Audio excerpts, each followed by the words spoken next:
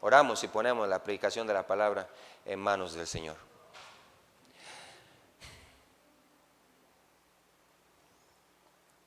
Buen Dios y Salvador, gracias, Creador del universo y de la tierra. Esta mañana, Señor, permítenos acercarnos a ti con humildad de corazón. Pon en nosotros temor y temblor, Señor, por tu santa palabra, la exposición fiel de tu pensamiento para nosotros. Padre, necesitamos tu ayuda. En mi caso, Señor, solamente un instrumento, un vocero, un vaso de barro, inútil en sus propias fuerzas, inútil en su sabiduría, pero cargado, Señor, de necesidad para que tú dirijas esta enseñanza en esta mañana. Si no eres tú quien habla, Señor, en vano predican los predicadores.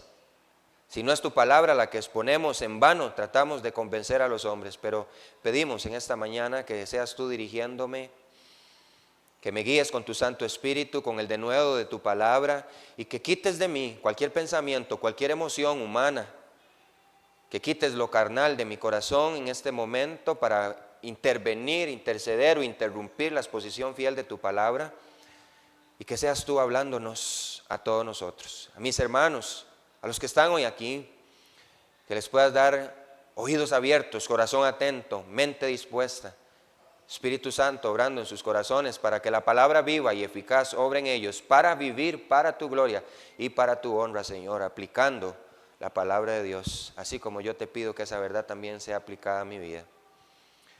Que podamos dejar de lado las responsabilidades que pueden agobiarnos, el corre-corre, los afanes, y que podamos dedicarte un tiempo en que te demos el respeto que mereces y escuchar tu palabra, Señor, con respeto, con amor, devoción y humildad.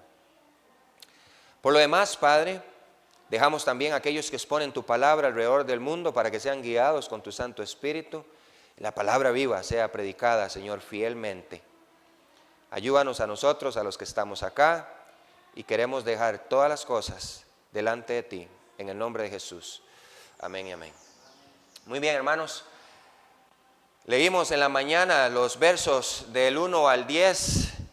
Vamos avanzando. Ya queda muy poquito para terminar Santiago, hermanos. Pero yo creo que aunque terminemos esta carta, para mí estará muy presente en mi corazón lo que Santiago exhorta a la iglesia.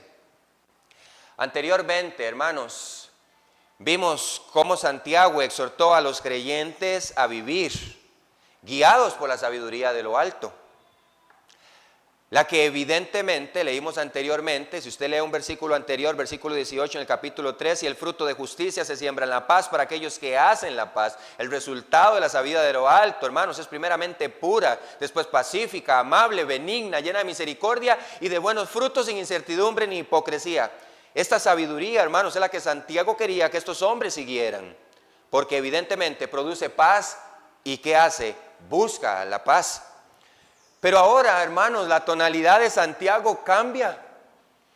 Recuerden cómo Santiago los llama una y otra vez constantemente, hermanos míos, hermanos míos, hermanos míos, con amor. Pero ahora Santiago, hermanos, se dirige con un tono más duro y directo hacia los creyentes. En estos 10 versículos, hermanos, Santiago evidencia 3 potentes enemigos a los cuales se tienen que enfrentar. Y lo declara de manera en que ellos no sean nada compasivos con estos, hermanos. Yo creo que si vemos el contexto militar, hermanos, hoy la guerra, nos preguntamos, ¿cada oponente es compasivo el uno con el otro? Vemos que son voraces y feroces. Santiago, hermanos, utiliza términos de guerra aquí en los versículos del 1 al 10 y ¿sabe qué dice? Estamos en una guerra abierta. Es una oposición abierta y tenemos que ir con todo, contra todo y haciendo de todo lo posible para atacar estos 3 enemigos potenciales de nosotros los cristianos. La invitación de Santiago en esta porción de la epístola es la de que los creyentes sean sinceros consigo mismos. Hermanos, Santiago en alguna ocasión vimos, hermanos, y vamos a ver más adelante esto, quiere poner, hermanos, confrontar prácticamente la actitud hipócrita de muchos que dicen ser cristianos y no estaban viviendo como cristianos. ¿Y qué es lo que quiere Santiago? Que sean sinceros consigo mismos y abandonen toda conducta y actitud contraria a la que debería reflejar un hijo de Dios. Para acercarse a Dios, hermanos, con un corazón sincero y con una actitud totalmente dependiente de Él. Cuando leo esto, hermanos, veo que el Señor tiene palabra dura también para nosotros. Libros como estos no se predican en otras iglesias porque muchos podrán salir corriendo cuando Dios los confronte con la verdad de su palabra. Hermanos, le huyeron a Jesús. ¿No huirán de nosotros los hombres sencillos y comunes? Hermanos, veremos el primer punto, que es versículos del 1 al 3, la lucha contra la carne. Y leámoslo. Dice, ¿de dónde vienen las guerras y los pleitos entre vosotros? Una pregunta. Santiago responde con una pregunta retórica. ¿No es de vuestras pasiones las cuales combaten en vuestros miembros? Es decir, es una pregunta que se responde a sí misma. Y dice en versículo 2, codiciáis y no tenéis, matáis y ardéis de envidia y no podéis alcanzar, combatís y lucháis, pero no tenéis lo que deseáis porque no pedís. Pedís y no recibís porque pedís para gastar en vuestros deleites. Pasiones y deleites, la misma palabra griega, hedoné, mueven el corazón de estos creyentes que se están comportando como creyentes carnales, niños en Cristo. Hermanos, una pregunta que quiero que quede claro en nosotros es, ¿quieres saber cómo perder definitivamente una batalla contra la carne? Trata con el pecado a través de emociones y acciones externas. ¿Cuántos hombres han manifestado remordimiento, pero no un genuino arrepentimiento? Hermanos, no hay poder humano capaz de deshacer las obras de la carne. No lo hay. Si la liberación de la esclavitud del pecado en la que nos encontramos en otro tiempo, hermanos, hubiera dependido de nosotros, no hubiese sido necesario un libertador como Cristo. Pero la Escritura es contundente, hermanos, en cuanto a esto. Vamos a Romanos capítulo 6, un pasaje aquí para apoyar esto, versículos 3 al 14. Romanos capítulo 6, versículos 3 al 14.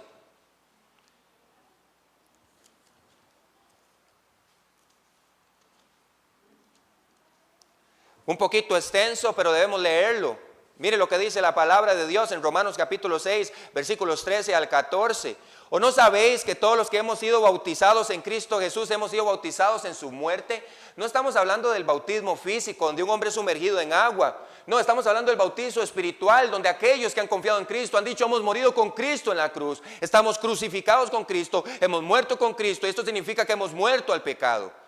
Versículo 4, porque somos sepultados juntamente con Él para muerte por el bautismo, a fin de que como Cristo resucitó de los muertos por la gloria del Padre, así también nosotros andemos ¿en qué? En vida nueva.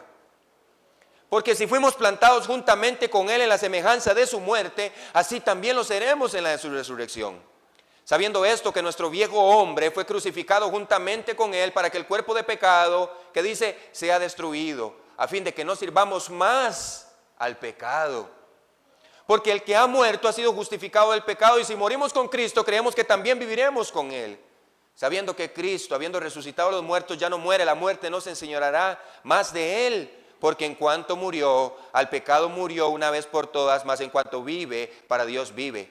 Así también nosotros, hermanos, así también vosotros, considerados muertos al pecado, pero vivos para Dios en Cristo Jesús, Señor nuestro. ¿Y qué dice versículo 12? No reine, no controle, no domine pues el pecado en vuestro cuerpo mortal, de modo que los obedezcáis en sus concupiscencias, es decir, ese fuerte deseo que se produce en nosotros por hacer el mal. Ni tampoco presentéis vuestros miembros al pecado como instrumentos de iniquidad. Creo que Romanos es muy claro, Pablo es muy claro. Hemos muerto con Cristo. Cuando morimos con Cristo, hermanos, de manera simbólica, debemos entender que también hemos muerto al pecado y debemos andar en vida nueva y el pecado no debe tomar lugar en nosotros. ¿Y saben qué estaba sucediendo, hermanos, aquí en Santiago capítulo 4, cuando Santiago exhorta una y otra vez a los creyentes? Hermanos, les exhorta por su conducta carnal. Pareciera que no estaban entendiendo que debían de haber muerto esas conductas que practicaban en otro tiempo sin Cristo. Y hermanos, como en toda iglesia, pleitos y guerras. Vea lo que dice el versículo 1. ¿De dónde vienen las guerras y los pleitos entre vosotros? Hermanos, por mucho los cristianos buscan a menudo la causa de los pleitos y las contiendas en circunstancias externas. ¿Sabe qué? Lo podemos ver en los niños. A veces veo a Yadiel, ¿verdad? Y lo veo que sucede algo en la casa con JD. Cuando lo veo hasta se agarra la cabeza y los pelos. ¡Ay! Es que JD me hace enojar. No, Yadiel, usted tiene que aprender a tener autocontrol. Hermanos, imagínense si saliéramos a la calle y cada vez alguien nos hace algo, lo maté porque me hizo enojar. Hermanos, no es así, pero ¿sabe qué? Siempre estamos buscando cosas externas y culpar otras cosas, circunstancias o incluso personas para decir, esto que hago es justificable. La mayoría, al tratar de ser un poco más suave consigo mismos, ponen delante de ellos todo lo que está aconteciendo como una excusa para hacer, actuar o hablar de manera contraria a la demanda bíblica. Hermanos, ninguno de nosotros está justificado para actuar contrariamente a la Biblia. Si usted justifica porque odia, porque usted pelea, si usted justifica porque hay pleitos, si usted justifica porque hay divisiones, hermanos, déjeme decirle que la palabra de Dios en ningún lugar nos llama a practicar estas cosas. Al contrario, nos manda a hacer el bien aunque nos hagan el mal. Nos manda a bendecir aunque nos maldigan, nos mandan a orar aunque nos ultrajen y nos persigan. Pero aquí está predominando ¿qué? La sabiduría terrenal, hermanos. No es extraño. Nuestra propia naturaleza caída nos impulsa a justificar de alguna manera u otra nuestro pecado. Pero Santiago, hermanos, contrarresta esta posición y filosofía humana con la verdad escritural. ¿Sabe qué dice Santiago? El problema está dentro de nosotros. Hermanos, no culpemos las cosas externas. No culpemos las circunstancias externas. No culpemos a las personas de afuera. Hermanos, entendamos, estamos luchando contra nosotros mismos. La carne todavía es un oponente. Vea lo que dice Santiago en la siguiente pregunta retórica. No recuerdo el predicador que dijo esto. No recuerdo si fue Charles Spurgeon o Whitefield. No recuerdo quién fue, pero dijo que pensó que el miserable hombre había muerto en el bautismo, pero se dio cuenta que este miserable sabía nadar. Hermanos, seguimos luchando contra nuestra vieja naturaleza. Pero muchas veces, hermanos, atacamos los problemas, o más bien atacamos las circunstancias de nosotros mismos a través de esas circunstancias externas. No atacamos los problemas de raíz, sino que tratamos los síntomas de la enfermedad y no la enfermedad misma. Vea lo que dice Santiago en la siguiente pregunta. Dice, ¿de dónde vienen las guerras y los pleitos entre vosotros? Dice, ¿no es de vuestras pasiones, las cuales combaten en vuestros miembros? Es decir, no es de esa naturaleza pecaminosa que yace en nosotros que te quiere decir, haz totalmente lo contrario a lo que Dios dice. Hermanos, Pablo mismo fue claro en cuanto a que la lucha que enfrentaba consigo mismo, hermanos, en Romanos capítulo 7. Los creyentes sabemos muy bien lo que debemos hacer, hermanos. Si leemos la Biblia, definitivamente. Somos claros que nuestra naturaleza pecaminosa nos impulsa a hacer lo malo, pero también debemos ser, hermanos, claros que en ella misma, en esta naturaleza pecaminosa, nos frena para hacer el bien. Mire lo que dice Romanos capítulo 7. Hermanos, tenemos el origen de los problemas entre los cristianos, la lucha contra la carne, nuestra propia carne, pero vea lo que dice aquí Romanos capítulo 7, versículos 18 al 20. ¿Qué dice Pablo? Y yo sé que en mí... Pablo no estaba culpando a la gente de afuera. Dice, yo sé que es que los judíos y los fariseos que me instruyeron, me entrenaron por años para ser un celoso de la religión judía. No, él dice, yo sé que ¿en dónde? En mí. Esto es, ¿en dónde? En mi carne no mora el bien, porque el querer el bien está en mí, pero no el hacerlo.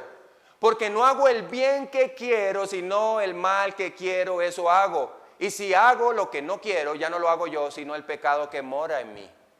Pero ¿sabe qué dice? Dice, porque no hago el bien que quiero. Hermanos, aquí habían guerras y pleitos entre los creyentes de esta época. ¿Y sabe qué es lo que estaba pasando? El Espíritu Santo seguro impulsaba a muchos a decir, arréglese con su hermano, pida perdón a su hermano. Pero ¿sabe qué está pasando tristemente, hermanos? La palabra perdón ha sido borrada del diccionario de muchos creyentes. Algunas personas piensan que, bueno, tuve un problema con un hermano en la iglesia, ahora nada más llego, me siento, hago como que nada ha pasado y todo pasó bien, le hablo como si nada ha pasado. Hermanos, eso no es bíblico.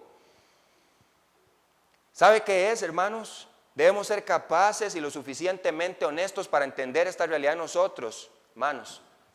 Ojalá entre los creyentes existiera, en vez de guerras y pleitos, paz, amor, benignidad, pureza, misericordia, buenos frutos, sin incertidumbre ni hipocresía.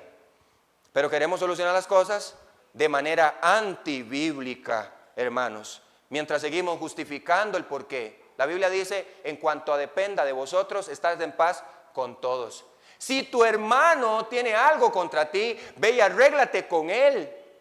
No dice, esperes que tu hermano venga y arregle la situación contigo, hermanos.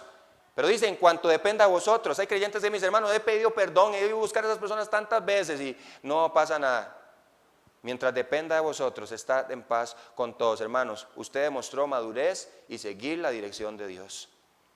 Hermanos, lucharemos hasta la tumba o la venida de nuestro Señor contra nosotros mismos. Esa, hermanos, es la lucha más importante contra nosotros mismos. Punto número C. Hermanos, la lucha contra la carne, el origen de los problemas entre los cristianos es nuestra propia carne. ¿Por qué, hermanos? Porque hay una maligna codicia, un mal deseo en nosotros. Vea lo que dice aquí, versículo 2, codiciáis y no tenéis, matáis y ardéis de envidia y no podéis alcanzar, combatís y lucháis, pero no tenéis lo que deseáis porque no pedís. ¿Por qué, hermanos? Porque pedís mal para gastar en vuestros deleites. Versículo 3. Cuando yo leo este pasaje ahí, hermanos, y veo esto, les dije al principio que pasiones y deleites proviene de la misma palabra griega, hedonés, significa que son lo mismo. Tienen el mismo significado en sinónimo, pasiones y desear. La codicia que yace en el hombre no solo es por dinero, ¿usted lo sabía? Sino también por obtener todo lo que deseamos. Hablamos de que queremos que todo gire alrededor nuestro. Aquí estaba pasando específicamente esto. Déjeme decirle algo, hermanos. Deseamos ser mejores y tener lo mejor en todo.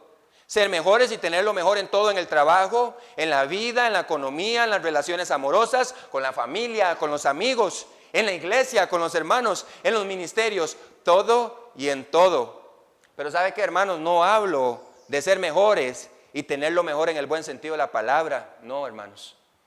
Sino más bien desde el punto de vista caprichoso y egoísta de la carne. ¿Sabe qué decía uno de mis profesores, Jeff Adam? Decía él, hermanos, todo lo que usted haga en la carne, ya sea predique, ya sea sirva, ya sea tenga comunión, haga lo que haga, es tan malo como la carne misma, porque procede de la misma fuente, la carne, hermanos. Hermanos, de la carne en la que nosotros, hermanos, dice aquí, no hablo de ser mejores y tener lo mejor en el buen sentido de la palabra, sino más bien desde el punto de vista caprichoso y egoísta de la carne, en la que nosotros en todo debemos superar a los otros. ¿Usted sabía que hay discusiones que no se ganan, hermanos, ganando un argumento, sino mostrando paciencia, amor, misericordia, humildad? Incluso, hermanos, nuestras oraciones, como dice Santiago, están dirigidas y guiadas por esta influencia carnal. Y lo más triste es que seamos incapaces de entenderlo o discernirlo. A veces nos volvemos tan bíblicos que vamos como a los salmos imprecatorios. ¿Sabe qué era un salmo imprecatorio? Un salmo imprecatorio era en el Antiguo Testamento, en los salmos, donde un salmista como David le decía a Dios que tratara con sus enemigos. Hermanos, ¿sabe qué? A veces incluso oramos de esa forma, Señor, trata con mis enemigos, y el Señor tal vez está diciéndonos, ¿no te has visto a ti mismo? ¿No has visto que el eje central del problema eres tú, eres tu carne? Aquí todos tenían sus luchas, todos tenían sus opiniones, cada uno tenía la razón, pero ninguno de ellos tenía comunión, ninguno de ellos tenía amor, ninguno de ellos tenía benignidad, ninguno de ellos tenía misericordia. No había evidencia de buen fruto, hermanos. Qué triste. Hermanos, tristemente, déjeme decirle que una cosa lleva a la otra. Si ya la carne ganó terreno, no le basta con limitarse contigo mismo. Yo siempre he dicho que el pecado es como un pequeño monstruo que nunca está satisfecho, quiere más, quiere más, quiere más, quiere más, quiere extenderse hasta alcanzar toda la vista en kilómetros a la redonda. ¿Y sabe qué quiere llevarte el pecado? Que tú al final en tu carne puedas revolcarte y satisfacerte, hermano, en el mundo. ¿Y sabe qué? Santiago no llega y le dice, hermanos míos, hermanos, versículo 4, les dice, oh almas adúlteras. Punto número 2, hermanos, la lucha contra el mundo. Versículo 4 y versículo 5. Oh almas adúlteras, ¿no sabéis que la amistad del mundo es enemistad contra Dios? Cualquiera pues que quiera ser amigo del mundo se constituye enemigo de Dios. ¿Sabe qué se predica hoy, hermanos? Tienes el pase libre, apenas recibe a Cristo como tu Salvador personal. Puedes hacer y deshacer y vivir la vida que tú quieras. El mundo es tu amigo. No, hermanos, no es así. El mundo es nuestro enemigo y nosotros debemos ser enemigos de él. Hermanos, parecía claramente que el problema había escalado. No solo, hermanos, en su comportamiento entre unos y otros, sino que Santiago también había notado cómo muchos de ellos se extraviaban en los deleites temporales de este mundo. Hermano, ¿sabe qué dice la Biblia? Que el ocuparse de la carne es muerte.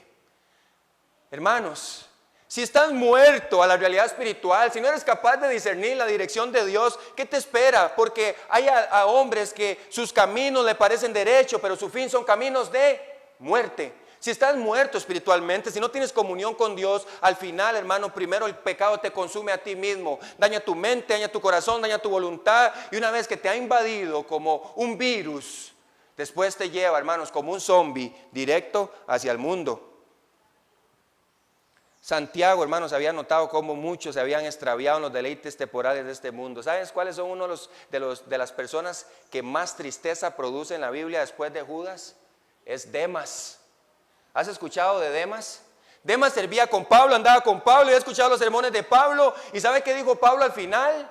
Demas me ha abandonado porque Demas amó más al mundo.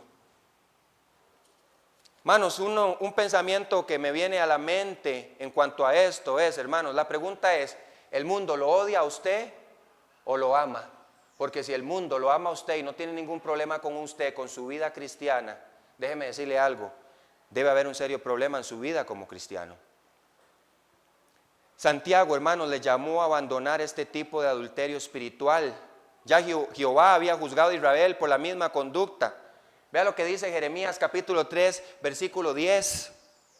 Hermanos, me dijo Jehová en días del rey Josías, ahí está haciéndole honor a los martes, a los profetas. ¿Has visto lo que ha hecho la rebelde Israel? Ella se va sobre todo monte alto y debajo de todo árbol frondoso y allí fornica. Y dije, después de hacer todo esto se volverá a mí, dijo el Señor. Pero no se volvió y lo vio su hermana, la rebelde Judá. Ella vio que por haber fornicado la rebelde Israel, yo la había despedido y dado carta de repudio, pero no tuvo temor la rebelde Judá, su hermana, sino que también fue ella y fornicó. Y sucedió que por juzgar ella con liviana, dice aquí, ella cosa liviana, su fornicación, la tierra fue contaminada y adulteró con la piedra y con el leño. Y con todo esto, vea, dice aquí, su hermana la rebelde Judá no se volvió a mí de todo corazón, sino fingidamente, dice Jehová. ¿Qué se estaba refiriendo Dios aquí? ¿Qué estaba hablando el Señor? Él había tomado un pueblo insignificante donde había llamado a un hombre, lo llamó, lo sacó de su tierra, de su parentela y le dijo, tú eres mío, mío por siempre, te aparté, te llamé, no eras nadie. Ahora yo, el Dios verdadero, te llamo a Abraham y a ti daré una gran nación y esta nación será pueblo mío, santo a Jehová. Pero ¿saben qué pasó?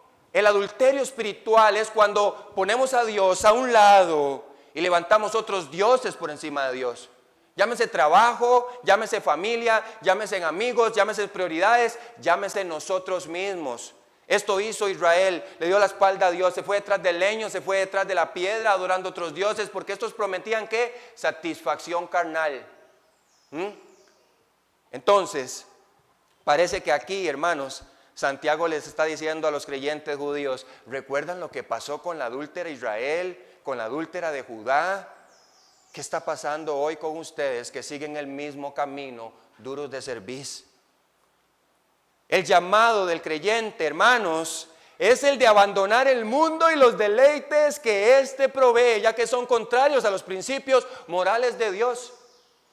Siempre buscamos maneras de justificar cosas en las cuales nos revolcamos en el mundo, hermanos. ¿Ah? ¿Saben qué? Déjenme decirle algo.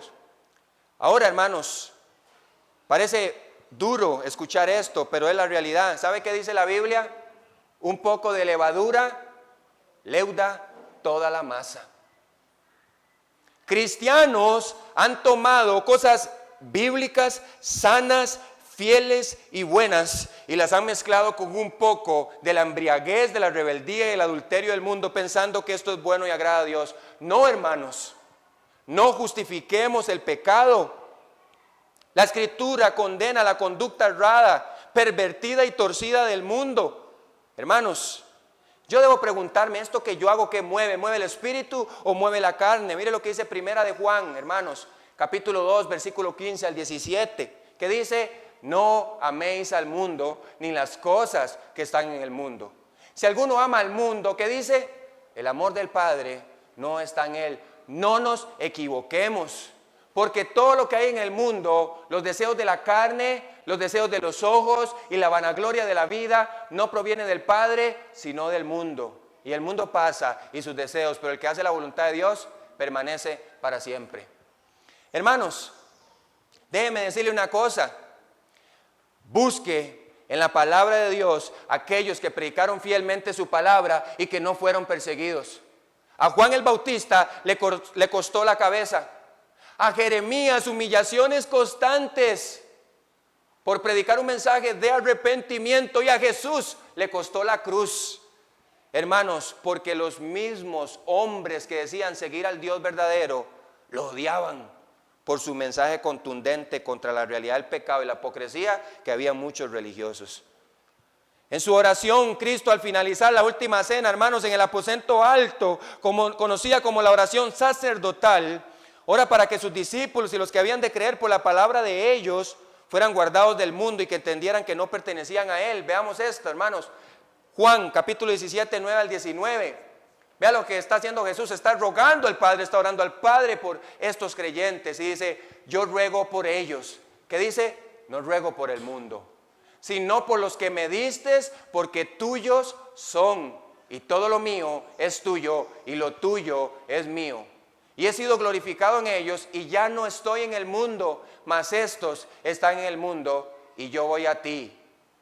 Padre Santo, a los que me has dado, guárdalos en tu nombre, para que sean, ¿qué?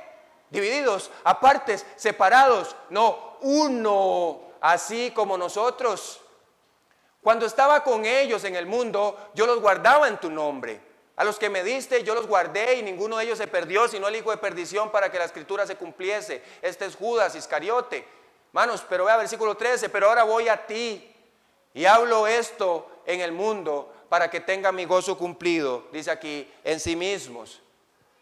Yo les he dado, ¿qué? Tu palabra, y el mundo, ¿qué? Los aborreció. Hermanos, déjeme decirle algo.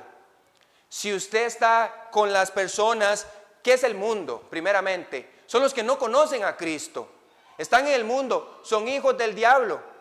Hermanos, ahora dice aquí, qué importante: yo les he dado tu palabra, y al mundo los aborreció, porque no son del mundo, como yo tampoco soy del mundo. Hermanos, si usted está con personas que son incrédulas, que no conocen a Jesús, y usted empata con ellos, y usted vive en comunión con ellos, y usted está en un acuerdo común con ellos, algo está pasando.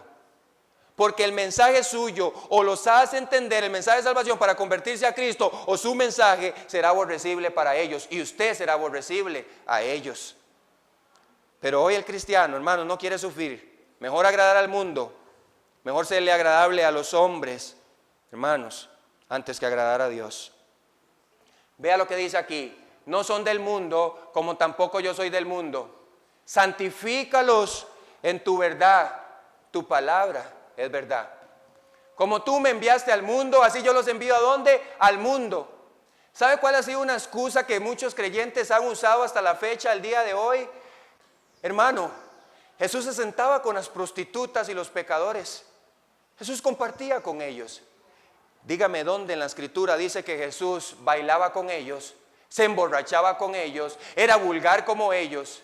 Cuando Jesús llegaba, estos hombres y estas mujeres conocían su mensaje y al verlo llegar, callaban y escuchaban el mensaje retumbante de Jesús. ¿Cuál era? Arrepentidos y convertidos.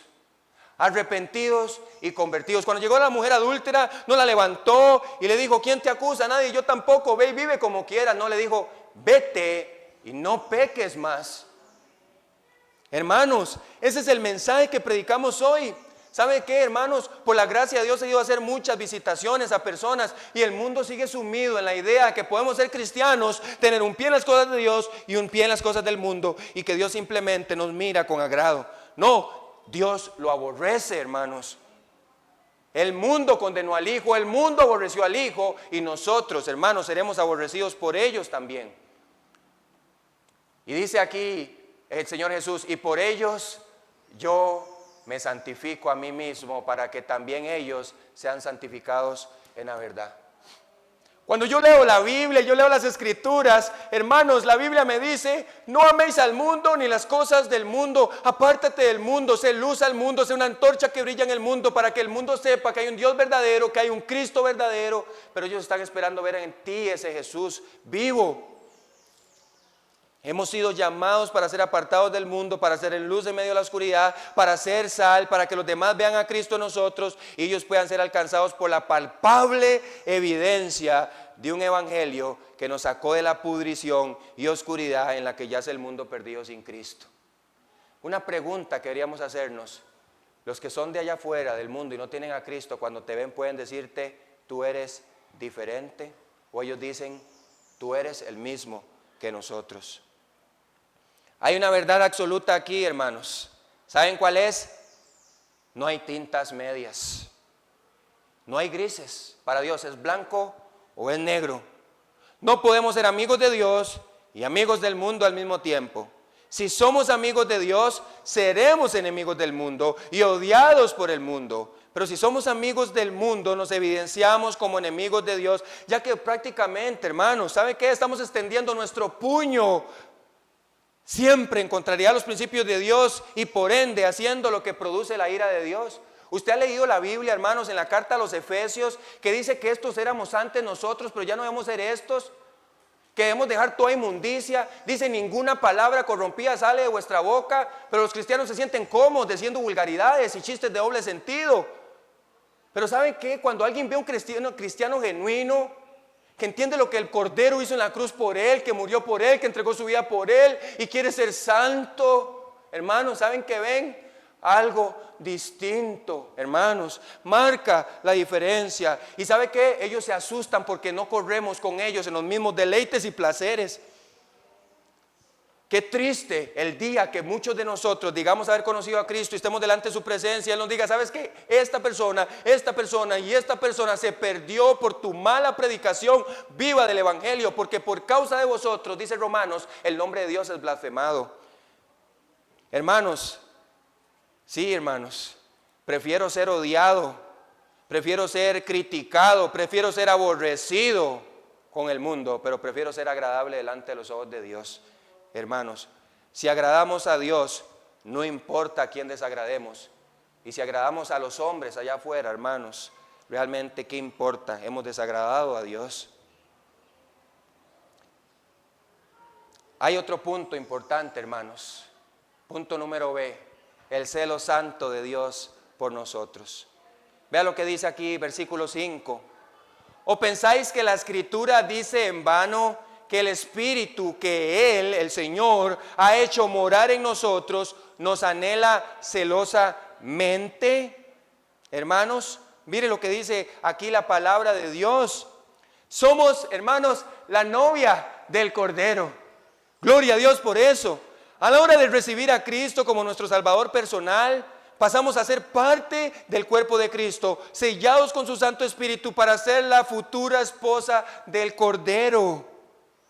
Oh, hermanos, gloria a Dios por eso, indignos estar en su presencia, la esposa del Cordero. Hermanos, el Rey de Reyes y Señor de Señores nos llama a su presencia. Oh, gloria a Dios por eso. Podríamos imaginarnos, hermanos, ¿quién en su sano juicio desearía que su amada se revolcara con muchos y se dejara llevar por los placeres para luego recibirla con los brazos abiertos? ¿Quién en su sano juicio quiere que su esposa se revuelque con otros hombres? ¿Quién quiere que su esposa se pierda en los placeres y luego venga a él como si nada, hermanos? Por eso dice el Espíritu os anhela, hermanos, celosamente. Oh, amada iglesia, somos del Cristo vivo. Nos quiere santos, puros, sin mancha. Nos ha amado incondicionalmente, incluso lo mostró con su vida misma en la cruz.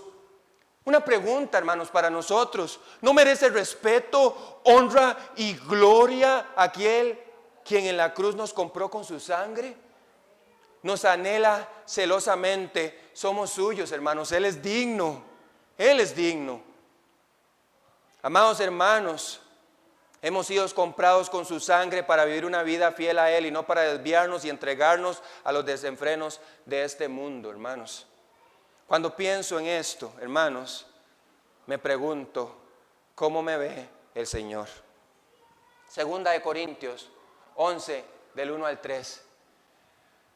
Hermanos, Pablo no era nada suave, hermanos. Jesús tampoco era suave, sí, expresaba amor a través de la verdad, expresaba benignidad y misericordia, pero era claro y concreto con su mensaje acerca de la verdad. Mire lo que dice Pablo en segunda de Corintios, hermanos. ¿Sabe qué estaba pasando en Corintios? Pablo había caminado miles de kilómetros, hermanos, una y otra vez para visitar a estos hombres, aquellos a los cuales le había predicado el evangelio. ¿Y sabe qué había entre uno de ellos que estaba sucediendo? ¿Quién es este Pablo? Que en cartas es muy duro, pero en presencia es muy suave. ¿Sabe qué dice Pablo aquí? Ojalá me toleraseis un poco de locura. ¿Sabe por qué? Sí, dice, sí, toleradme, aguántenme, hermanos. ¿Verdad? El otro día hacíamos en son de broma, hermanos, el grupo para sacar al pastor de la iglesia, ¿verdad? Bueno, qué bueno es decir que hay un grupo que no tolera, hermanos, la santidad de Dios y que quiere sacar a estos hombres porque estamos haciendo las cosas bien. Porque dice Pablo aquí, porque os celo con celo de Dios. Algo dijo Alberto el domingo pasado cuando vino a predicar Diego Calvo. ¿Cuál era el fin de un predicador? Hermanos, ¿sabían ustedes que nosotros los predicadores recibimos un cheque de $100,000 cada vez que llevamos a una persona a vivir para la gloria de Dios? Hermanos, eso es una farsa. ¿Qué gano yo?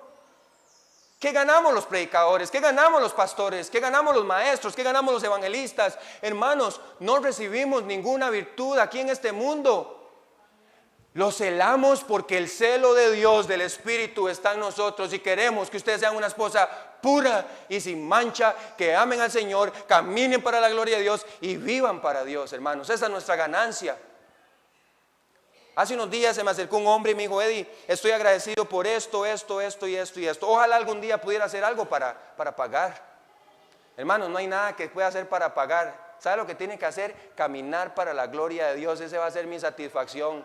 Esa era la satisfacción de Pablo. Había invertido tiempo, había invertido amor, había invertido sacrificio, había invertido dinero. ¿Y qué esperaba Pablo? Recompensas humanas. Ver a hombres y mujeres caminando para la gloria de Dios. Dice, ¿sabe por qué, hermanos? Os celo con celo de Dios, pues os he desposado con un solo esposo para presentaros como una virgen pura a Cristo. Pero ¿saben qué, hermanos? Versículo 3, pero temo que como la serpiente, es decir, Satanás con su astucia engañó a Eva, vuestros sentidos sean de alguna manera extraviados de la sincera fidelidad a Cristo. Hermanos, esa es la tristeza que enfrentamos hoy. Algunos han sido desviados de la sincera fidelidad a Cristo, hermanos. Eso, hermanos, produce dolor en el corazón de Pablo, produce dolor en el corazón de Santiago y produce dolor en el corazón de cualquier pastor, de cualquier predicador que quiere ver a las personas caminar para la gloria de Dios, porque al final el provecho será para ustedes mismos. Hermanos, vea lo que dice la Escritura. Punto número C, la gracia que da el Espíritu. ¿Sabes qué dice? Dice, pero Él, hablando del Espíritu, uno de los pasajes más difíciles de interpretar según muchos comentaristas también, hermanos. No es sencillo, pero dice, pero Él da mayor gracia. Por eso dice, Dios resiste a los soberbios y da gracia a los humildes. Podríamos decir que Él da gracia o Él da mayor gracia, es una referencia al Espíritu que nos anhela celosamente. Él anhela que vivamos para la gloria de Dios y da la gracia necesaria. Y si fuese lo mismo, Dios da gracia, el Espíritu da gracia y Cristo da gracia. Pero Él da mayor gracia, hermanos. Por esto dice, Dios resiste a los soberbios y da gracia a quienes, a los humildes. Aún, hermanos, ante la evidente oposición, el Espíritu Santo da la gracia suficiente para vencer. Es a través del Espíritu de Dios, hermanos, que Dios da a todo creyente las abundantes riquezas y poder espiritual que necesitan. Este es uno de mis pasajes favoritos que aprendí al principio de llegar a Cristo. En 1 Corintios capítulo 10, versículo 4 y versículo 5. Recuerda, estamos hablando de una guerra espiritual. Dice, porque las armas de nuestra milicia, es decir, las armas para nuestro armamento de guerra, hermanos, no son carnales, no peleamos con la carne. La carne no puede producir nada espiritual en sí mismo, sino que nuestras armas son poderosas en Dios para la destrucción de fortalezas, derribando argumentos y toda altivez que se levantan contra el conocimiento de Dios y llevando cautivo todo pensamiento a la obediencia a Cristo. Hermanos, si usted está esperando que el diablo se le aparezca en un cuarto, así no trabaja el diablo. No es aquel cachudo con tridente, no. El diablo está luchando por el control de tu mente. Él quiere desviarte la sincera fidelidad a Cristo y pone cosas en tu mente totalmente antibíblicas. ¿Y sabe qué apela? Apela al ego, a la carne, satisfacción carnal. Para que digas, estoy haciendo las cosas bien, aunque estés contrariamente todo lo que dice la palabra de Dios. Pero este versículo dice, hermanos, que nuestra fortaleza no está en la carne. ¿Sabe qué? Son poderosas en Dios. Doblamos rodillas, oramos, tenemos las escrituras para que cada pensamiento sea sujeto, cada uno de estos sea llevado a la obediencia a Cristo. Y entonces cuando quiero hacer el mal y leo las escrituras, me dice que es lo que tengo que hacer, mi camino es enderezado. Bienaventurado el varón que no anduvo en consejo de malos, ni en silla encarnecedora se ha sentado, sino que en la ley de Jehová está su delicia, y en ella medita de día y de noche. ¿Saben por qué, hermanos? Porque ella es la única que puede enderezar el camino a la sincera fidelidad a Cristo. Odio, y la Biblia me dice, ama. Hermanos, practico la mentira, y la Biblia me dice, sé verdadero. Practico la injusticia, y la Biblia me dice, sé justo. Hermanos, me desvío una y otra vez al lado izquierdo, al lado derecho, y la palabra de Dios me corrige el camino, y al final yo quiero ser una esposa santa, pura para el Cordero. Esa es mi motivación, hermanos. No para ser visto delante de los hombres, no para ganar ninguna recompensa. Es que yo soy de Él, Él es mío, Él pagó por mí, Él murió en la cruz por mí, Él sacrificó todo por mí, lo mejor del cielo por lo peor de la tierra. Él lo merece todo, hermanos. Lo hago por Él, para la gloria de Él, porque quiero serle agradable a Él. Y cuando Él me vea, Él puede decir de mí, buen siervo y fiel, en lo poco has sido fiel, en lo mucho te pondré. Y no como dice la Escritura, muchos se alejarán de Él avergonzados. ¿Quieres ser un creyente maduro? No necesitas ser perfecto, necesitas ser humilde. Dios resiste a los soberbios, da gracias a los humildes.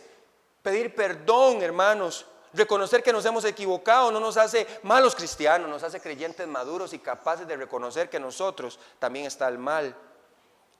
Pero es necesario que todo aquel a quien se le pueda suministrar esta gracia, hermanos, esté lleno de humildad. ¿Sabe qué estaba pasando en el libro de los Hechos? Dice que muchos resistían al Espíritu. Pero necesitamos estar llenos de humildad y deseo de sumisión a Dios. Santiago menciona aquí Proverbios 3:34. Por eso dice que Dios, que dice, resiste a los soberbios y da gracia a los humildes. Como una referencia clara, hermanos, recordemos cómo vimos al principio todo esfuerzo humano es insuficiente. A lo que dice Tito 2, del 11 al 15. Porque la gracia, hermanos, de Dios se ha manifestado para salvación a todos los hombres. ¿Qué dice qué, hermanos? Mire la gracia del Espíritu operando, enseñándonos que, renunciando a la impiedad y a los deseos mundanos, vivamos en este siglo sobria, justa y piadosamente. aguardando la esperanza bienaventurada y la manifestación gloriosa de nuestro gran Dios y Salvador Jesucristo, quien se dio a sí mismo por nosotros para redimirnos de toda iniquidad y purificar para sí un pueblo propio, celoso de buenas obras. ¿Y sabe qué le dijo Pablo a Tito? Tito, sé compasivo con ellos. Tito, acaricia el pecado de ellos. Tito, sígueles aplaudiendo su pecado. No, él les dice, esto habla, exhorta y reprende, ¿con qué? Con toda autoridad. Nadie te menosprecie. ¿Sabe por qué Tito había sido dejado en Creta? Para corregir lo deficiente. Hermanos, vuelvo y lo repito. Quiero seguir con mi conciencia tranquila. El día que esté delante de la presencia de Dios, Él me puede decir, Eddie, usted predicó mi palabra sin quitarle. Ese es el deseo fiel de todo predicador. Aunque usted, hermanos, como dijo Pablo, aunque amándoos más, sea amado menos. La soberbia, hermanos, es una declaración abierta contra Dios. Si somos honestos, ¿quién dice? Dios, hoy estaré en total desacuerdo contigo. No, hermanos, pero la simple forma de ignorarlo muchas veces, Dios nos dice qué hacer y decimos, Dios, no voy a hacer esto, simplemente ignorándolo, hermanos, es demostrar que estamos cargados de soberbia y decimos que podemos manejar todo por nosotros mismos. Dios, no te preocupes, todo está bajo control, Dios. Yo sé cómo dirigirme, yo sé cómo actuar, Señor. Yo tengo control acerca de mis relaciones interpersonales, yo tengo control acerca del mundo. Dios, no te metas en mi vida. No lo decimos abiertamente, pero nuestras acciones lo evidencian, hermanos. Lee usted las escrituras, si usted las deja de leer cada día, hermanos, una evidencia clara que usted no necesita el consejo de Dios. Usted no ora, usted no necesita el consejo de Dios. Usted no necesita escuchar a Dios, ni quiere que Dios lo escuche. Si usted no sigue la palabra y no obedece la palabra, usted está caminando por su propio camino. Déjeme decirle que al final su camino es fin de muerte. Y al final, hermanos, la lucha contra el enemigo. Vea versículo 7, dice: someteos pues a Dios, resistid al diablo y huirá de vosotros. Santiago es capaz de reconocer, hermanos, la lucha que como creyentes todos estamos expuestos. Satanás es el adversario, por eso se llama el diablo. Y aunque la misma carne y el mundo son enemigos declarados y constantes del creyente, también se enfrentan a las huestes de Satanás y sus demonios. Muchos bautistas somos ciegos con esto, ¿verdad? Todo lo que tenga que ver con cosas espirituales, no, eso es para los carismáticos. No, hermanos, Satanás es real, sus huestes son reales, él está trabajando día y noche sin cansancio para que usted se pierda en el camino. El deseo del enemigo es guiar e influenciar a los creyentes a que sigan la carne y se dejen llevar por las corrientes de este siglo, ignorando la voz de Dios y resistiendo al Espíritu. Así pasó con Eva. Ahora, tomando en cuenta esta realidad, Santiago llama a los creyentes a resistir, a confiar y obedecer a Dios. Hey, hermano, un tiempo se predicó: dígale a Satanás que está bajo sus pies, aplaste a Satanás, él está bajo sus pies, hermanos. Ni el arcángel Miguel se atrevió a proferir palabra de maldición contra él, dice la Escritura. No, hermanos, las huestes son superiores que nosotros. No descansamos en nuestras propias fuerzas, descansamos en el poder de Dios. Jehová te reprenda, dijo el arcángel Miguel. ¿Pero dónde sacamos estas cosas? Lejos de las páginas de las Escrituras. En ningún lugar se nos manda a poner a Satanás bajo nuestros pies. Cristo tiene a Satanás bajo sus pies. Él ganó en la cruz, Él venció, Él tiene la victoria. La victoria es de Cristo, no nuestra, hermanos.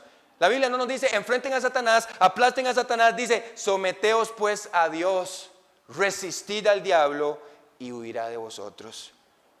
Santiago expone la única forma de ganar la batalla contra el diablo, hermano. La indicación no es que peleemos contra él, la indicación es rendirse a Dios.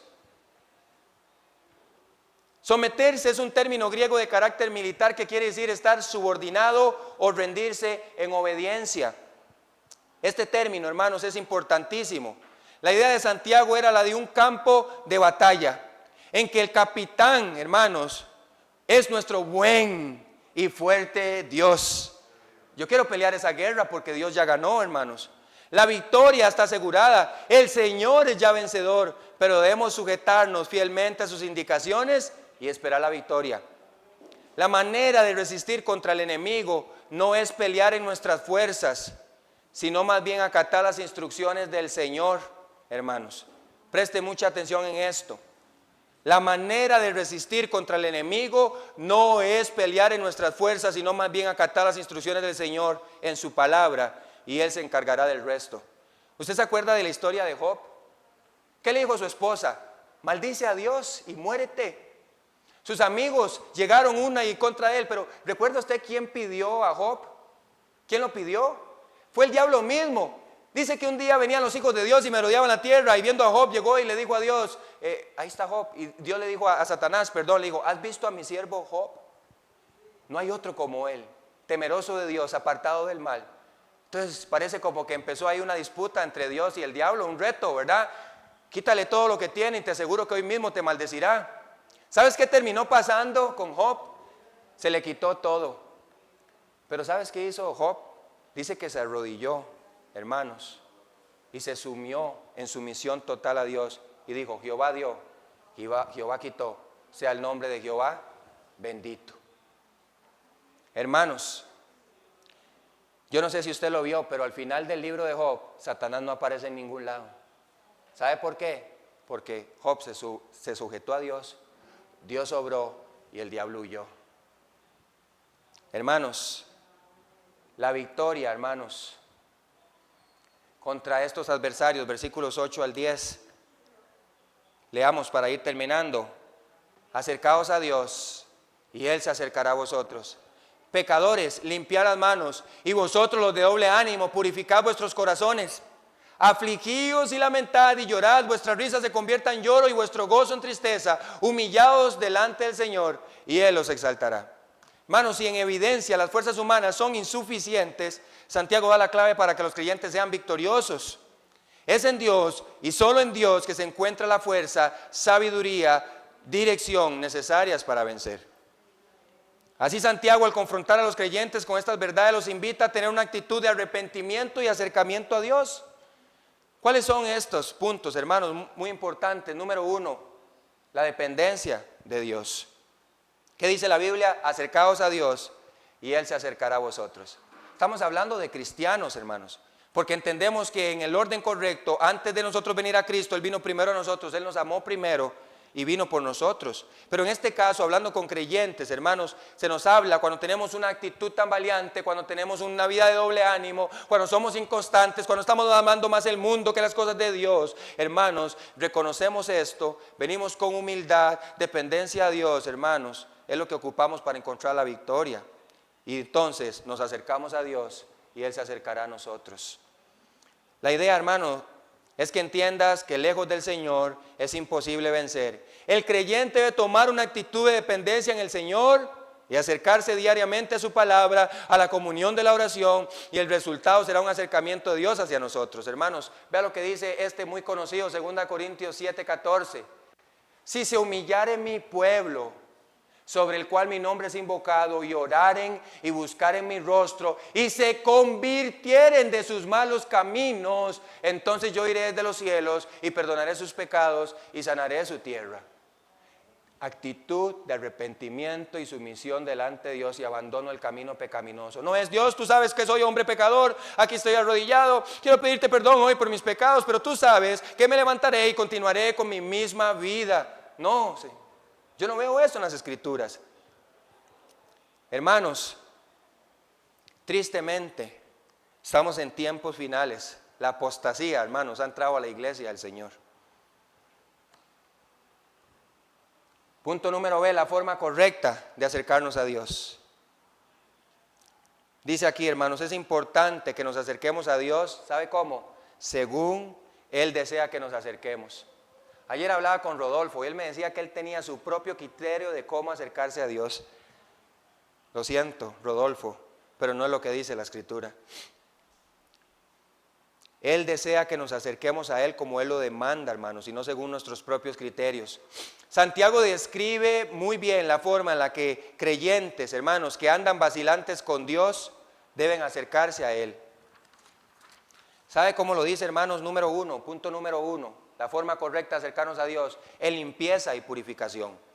Que dice, pecadores, limpiad las manos, y vosotros, los de doble ánimo, purificad vuestros corazones. Santiago utiliza términos conocidos entre estos creyentes judíos. Era el simbolismo que representaba la limpieza y la purificación en el Antiguo Testamento. Recuerda, tenían que venir los sacerdotes y venir al lavacro y lavarse sus manos en señal de purificación, de lavamiento. La idea era lavarse, hermanos, la idea de lavarse era la de examinarse y confesar a Dios sus pecados para venir limpios en su presencia, listos y dispuestos. Pero también la purificación, hermanos, aquellos que eran de doble ánimo. Los hombres de doble ánimo, dice Santiago al principio, son inconstantes en todos sus caminos. Un día se congregan, otro día no, un día leen la palabra, otro día no, un día oran, otro día no, piden a Dios para pedir deseos, como el genio de la lámpara. Dios cumple sus deseos, luego se apartan, tienen problemas, se acercan a Dios, las cosas también se acercan a Dios, luego abandonan a Dios. Inconstantes, como un corcho llevado en el mar para aquí, para allá. Viven de emociones, no de convicciones. Hermanos, esto no le agrada a Dios, hermanos. La purificación era también la evidencia del abandono de conductas vacilantes. Así también hoy ser conscientes de que no podemos tener un pie en el mundo y otro en la iglesia, hermanos. Ni una vida guiada por las fluctuantes emociones, sino por las convicciones. Hermanos, cuando estamos aquí, hermanos, el único que se presenta perfecto es el Cristo crucificado. Y Él nos llama a vivir vidas santas, hermanos. Yo no soy perfecto, hermanos, pero anhelo ser santo para Él. Quiero que Él me ayude a ser santo, hermanos. Fallo, peco, sí, pero no es, hermanos, un pase seguro para decir puedo seguir pecando porque el Señor me perdona. El que reza y peca empata, eso no es verdad. Punto número 2, hermanos, con un espíritu contrito, hermanos. No es con hipocresía. Recuerda los pasajes que leímos anteriormente, que dijo que vimos anteriormente, hermanos, que algunos, ¿cómo lo hacían, hermanos? Dijo ahí Jeremías capítulo 3, hermanos, lo hacían fingidamente. Hermanos, Dios no ama esa hipocresía, hermanos. Pero también, hermanos, aquí en este punto número 2 se requiere un espíritu contrito de confesión, un reconocimiento del mal camino, un deseo de ser limpiados y lavados por Dios en conciencia y en corazón. Eso es lo que ocupamos. Para el punto número 3, hermanos, dependencia a Dios. ¿Cómo nos acercamos? La forma correcta de acercarnos a Dios, como Él lo dice, limpieza y purificación. Tiene que haber confesión en medio de nosotros, hermanos. Reconocer nuestra realidad, entender que estamos fallando, que estamos pecando contra Dios. Venir con un espíritu humilde, contrito, dispuesto a ser corregidos. Y luego venir en dependencia a Él, humillados delante del Señor. ¿Y qué dice? Y Él los exaltará, hermanos. ¿Cuál será la exaltación, hermanos? ¿Cuál será la exaltación? Buen siervo y fiel. En lo poco has sido fiel, en lo mucho te pondré. Hermanos, punto número 3, humillados delante del Señor y Él los exaltará, es entregarnos sin reservas, ni medidas, a una actitud humilde y de total dependencia de Dios. Humillarse no es que Dios quiere despreciarnos, hermanos, o reducirnos a nada, no, es más bien el deseo de Dios para que seamos totalmente dependientes de Él, dispuestos a escucharle y obedecerle, sabiendo que al final podemos confiar que al seguir su voluntad, todo será mejor, aunque haya problemas de por medio. Termino con esto, hermanos. Para mí este es un hombre que de verdad ha dicho cosas ciertísimas que tocan el corazón de los creyentes. Leonard Ravenhill dijo, muchos cristianos quieren ser bendecidos, pero pocos quieren ser quebrantados. Oramos por confort, pero Dios nos llama a rendirnos. Oramos por éxito, pero Dios nos llama a la cruz. Pero la verdad es esta, Dios raramente bendice a los que no ha roto primero. Orgullo roto, autoconfianza rota, ídolos rotos, porque Dios no construye su reino a través de personas fuertes, hermanas, y llenas de soberbia, no. Lo construye a través de los rendidos, de los humildes, de los que reconocen que lo necesitan a Él, que entienden su posición de pecadores y ocupan la dirección de Dios, hermanos. La mayoría de los cristianos oran para ser bendecidos, pocos oran para ser quebrantados. Vamos a orar.